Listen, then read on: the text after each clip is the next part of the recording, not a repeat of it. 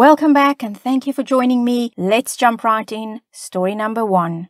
Opie writes, My husband thinks I'm his second best choice for a partner. My husband and I were having my husband's parents over to celebrate the announcement of our pregnancy. I went to the bedroom to get the test to show my mother-in-law. This is my first child, but for my husband, it will be his second. When I was walking back to the bedroom, I heard that they were already engaged in a conversation, so I decided to wait for them to finish. Mother-in-law asked husband how he was feeling about being a father to a second child. Husband said that it didn't feel as exciting as the first time. My heart sank. He continued to speak about his ex and how the sparks he felt when she announced they would be parents were not there for this time. This wouldn't be the first time I overheard something like this. I waited for 5 minutes of silence before re-entering the room as I normally would. Another incident was when we had sex for the first time. I was a virgin and the only person I have ever slept with is my husband to this day. He is very experienced and has slept with a few other women besides me. During our first time together, I asked him how it felt, and once again he mentioned his ex. He said that it was very passionate in normal standards, but compared to the ex, it will always be vanilla. His opinion has since changed, but this still sits in the back of my mind. I do not understand why he continues to bring her up. Everything I do, she must always be mentioned. There have been instances where he has called me her name while drunk.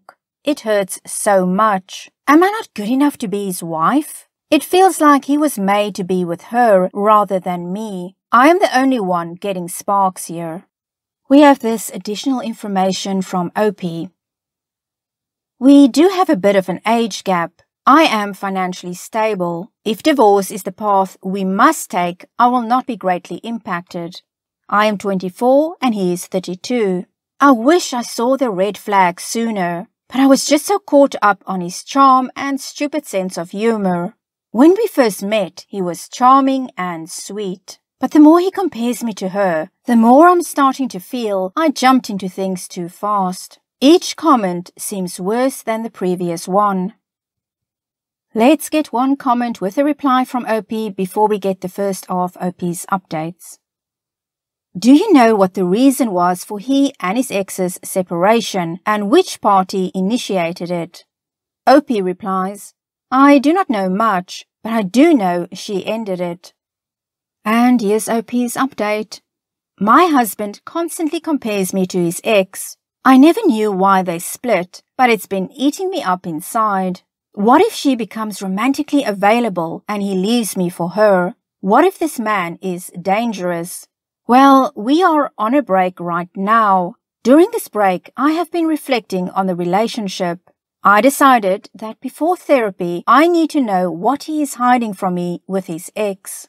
I messaged her on Instagram. Husband has her tagged in old pics. I was not sure if she would speak to me, but she did. She seems friendly. I'm going to talk to her after work today. I'm a bit worried that this may return back to my husband. I am worried he will not want to work on us if he finds out that I have reached out to her behind his back. But I need to know this for me and my baby. And here's Opie's final update. I found out why they split and honestly, it's messy. My husband's first child wasn't biologically his. The child had a different father. His ex said that during the pregnancy, her mental health was terrible and he wasn't really supportive of her. She did not consent to what happened between her and the birth father, but my husband gave her little support. She felt his views towards her change and did not want to continue anymore. My husband opened up some more after learning about our meeting and confirmed the story. Things started to make sense to me. I think that learning his first child wasn't his gave him fears about the future. I felt uncomfortable at the meeting because I noticed the ex and I have similar features, and it's almost as if he just went to find a younger version of her. He told me that I'm overthinking it. We attended 2 sessions, and honestly, I don't think this is something I want to keep trying for. I found a reliable lawyer with good rates. This is your 18-day update and hopefully the last. Sorry for not updating frequently, but it was the holiday season and my world flipped upside down. Plus, I don't exactly owe you an update. Love you all and bless you for your support. Well, Opie, I think it's cruel the way your husband has been comparing you to his ex, and to have to deal with something like that the entire marriage. I'm not sure how long the marriage has been going on, but I can only imagine your pain constantly being compared to somebody else. So this is quite a complicated story. His ex was assaulted and it resulted in a pregnancy. He couldn't support her through it, so the marriage ended. But he's clearly still in love with her. Guess he couldn't handle any of this, and yeah, that's why everything fell apart. And you're probably right about him being attracted to you because you are somewhat of a younger version of his ex-wife. And it's definitely a red flag when somebody tells you you're overthinking it. Because usually when people say you're overthinking something, you are actually on the right track. And they're trying to get you off that and not realize that, yeah, you are actually right. Won't even surprise me if once you have left him and you say you are seeing a lawyer and you're ending it, he might become obsessed with getting you back. But Opie, I think you're doing the right thing in leaving because there's just too much going on here and nobody can be happy in a marriage, in a relationship where you're constantly being compared to somebody else, because that means that that person's mind is constantly on that other person. So, Opie, I can only wish you the very best, and as it is, he will always be in your life because of the child. So I hope the two of you can find a friendly way to co-parent. Okay, let's move on to story number 2. Opie's first post was written 2 years ago. So, I have a green thumb and have spent a lot of time, energy and money on plants. One particular plant reproduces by creating little offshoots that grow off it until they become mature and grow their own root systems. I have had this plant for many, many years and have been so happy to see it finally making little babies. This afternoon, my boyfriend ripped more than half of the babies off the plant and threw them in the dumpster outside. I just discovered that less than 20 minutes ago. This plant is mutilated since he ripped these things off, leaving large areas stripped of leaves, and some vines have no chance of recovery and will have to be cut off at the base. I looked through the trash for the baby plants to see if I could maybe save some of them, but they are gone. I just confronted him about this, and he sounded very annoyed and said, quote, "I didn't know you have to wait so long for it to make more of those," unquote. I am devastated that he killed all those baby plants and badly injured the adult plant. I feel so sad about it, but he doesn't seem to care and is just playing games. I'm furious that he mutilated a plant without asking or telling me, especially since he has no knowledge about plants at all. He claims he thought he was, quote, helping, unquote, it. What should I do? Let's get a comment with a reply from Opie before we get Opie's update a couple of days ago. That's so randomly bizarre. Was he high? Why did he do that? And yes, kick his ass to the curb. Opie replies, he claims he thought the baby shoots were dead, but not saying anything to me before ripping things off my plants really bothers me. And here's Opie's update.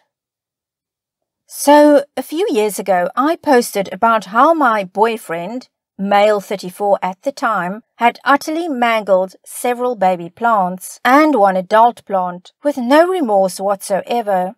I wanted to update you all on what happened afterwards. Well, several of you told me to run. Reddit, you were right. About a year after that, we broke up when it was clear he had been lying to me about some huge, important relationship issues that will not be central to this post. Marriage, money, our shared business, other women, etc. After we had the final blow-up fight and I left, things got much worse, and his true colors came through again. I should have listened to your warnings. This time, the victim was one of my cats. I had 2 cats, a calico and her baby, a fluffy tuxedo cat. This tuxedo cat was my absolute darling, and I adored him more than anything else that breathed. Unfortunately, my now ex knew this. When I decided to leave him, I packed up 1 suitcase and booked it to a friend's house. So he decided to poison my cat. He called me saying the cat was ill, so I drove to the veterinary hospital immediately. When I received the lab results, the vet outright said, quote, "It looks like he's been poisoned," unquote. His kidney levels were literally off the charts, as the machine could no longer accurately even read how high they were. The vet described it as, quote, "His kidneys are basically solid," unquote. I had a previous cat who had a genetic condition that predisposed him to kidney disease, and at 14 he died from it. When he passed, his kidney levels were nowhere remotely near as bad as this previously 100% healthy 6-year-old cat. Hours later, I had to decide to put him down. I called the veterinary hospital and gave them the address where I wanted the ashes shipped. Before they were shipped, ex-boyfriend went and picked them up. He denied me having the ashes, saying I owed him the entirety of the cat's final veterinary bill before he would let me have the ashes. I never received them. When I tried to pick up my other cat, the calico, he said he would only give it to me if I paid him $1,500. Feeling I had no legal way to reacquire my cat, I cut my losses to get away from him and moved across the state. I wish that was the half of it, and it was certainly the most horrible thing he did. He made every attempt he could to ruin all my social connections and went out of his way to extort and harass me, including showing up to the place I had been sheltered and demanding to come inside and texting those inside to come out, thus me having to move so far away. I lost my relationship, my home city, several friendships, and both of my cats in the span of 3 weeks. He harassed me, my now boyfriend, and several of my friends via text for well over a year. He is now blocked by nearly all of us. I post this as a warning for everyone who posts here with similar stories. Yes, Reddit is quick to jump to suggest breakups, but when people tell you, quote, "Yikes, OMG, huge red flag, etc., unquote, maybe they are right. Don't ignore the red flags like I did. I wish I had left him with my cats and ran home to the other side of my state the same day he destroyed and killed my plants. I let myself think it was a one-off thing. Obviously, it wasn't. I am still emotionally and financially recovering, and I can never bring back my cat or recover my other cat. The good news is I'm now doing way better. I have a new supportive and loving boyfriend, and he got me a new cat. He loves me and we just bought a house together. Life is actually pretty peachy. But it only started to get better when I completely cut the last guy out of my life. I'm honestly doing pretty well for myself and can't wait for what this new year brings. Thanks for trying to help me, Reddit. As long as I waited, I'm still glad that your voices were in the back of my mind helping me to enforce the decision when I finally did leave. You guys and gals are awesome. Happy 2023. Edit. Some people have asked me why I, quote, left, unquote, my other cat with him. I didn't. He stole her. I attempted to reacquire her several times. As the vet bills for her were in his name, it is very hard to prove legally that she is my cat. I adopted her, cared for her, fed her every day, etc., but that doesn't hold up in court the way names on a vet bill will, from my limited understanding of property and pet law. I am not a lawyer and could be wrong, and I'm open to that. He refused to give it to me, at first asking for money, and then simply refusing. A friend even offered to help me break in and get her. However, I am in a state where it is legal to shoot if you enter a person's property unannounced. And further, I am not interested in breaking and entering charges, nor charges of pet theft. Believe me, I want her and fear for her every day. I tried as best I could, but all my further options are illegal. Suggestions for legal acquisition are welcome, but please, no more emails of disgust that I left her with him. Believe me, I already hurt over it. Edit 2. Also the question, quote, why didn't I call the cops, unquote, is coming up. 100% because I was scared. Previous times I have called the cops have not been great interactions. Doesn't seem to matter to them what was happening before they showed up if the dude says, quote, everything is fine, unquote, when they arrive. I just fled. Surely the statute of limitations for something like this has not passed. I am not a legal expert and don't know anything about animal abuse laws. I have been focusing on getting to safety and going to therapy. Of course, I think what he did was illegal, but not everybody can just, quote, call the cops, unquote, in every situation. This was scary, so I fled. I could get a lawyer to advise me in the future, and of course, I want justice for my cat. Well, OP, it was indeed a big red flag when all of that happened with your plant. Because even if somebody doesn't understand why something is important to you, if they did something to damage that, to ruin that, to cause you pain over something that you care about, the normal healthy response is to feel bad about it, to really apologize and to say, I'm sorry, I didn't mean to hurt you. What can I do to make it right? But there was nothing like that, no remorse, no apology, and that is just not normal. That's not how healthy people, healthy relationships work. And as for all of this with your cat, you say he paid the vet bills for the cat that he still has. So to me, if he indeed is the person that poisoned your cat, this is very frightening because it means that even something he cares about, and I'm sure he cared about both cats at one point or appeared to care about both of them, the fact that he could do that to spite you it's a very big red flag. It's more than a big red flag. It makes me think that if he did do then it probably wasn't the first time he harmed an animal to try and spite somebody or whatever is going through his mind. So yes, how do you get your cat back after all this time? I really don't know. Opie also did say in one of her comments that she has known her current boyfriend for years, as he has been friends with one of her siblings for a very long time, but she only got to know him after she broke up from her ex. And also that she's going to therapy on a regular basis to talk about her previous relationship and also to make sure her current relationship is on track and healthy. So I'd love to hear everybody's thoughts about this.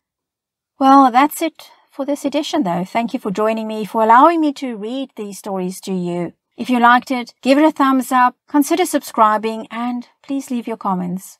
Take very good care of yourself, and I hope to see you again very soon. Bye.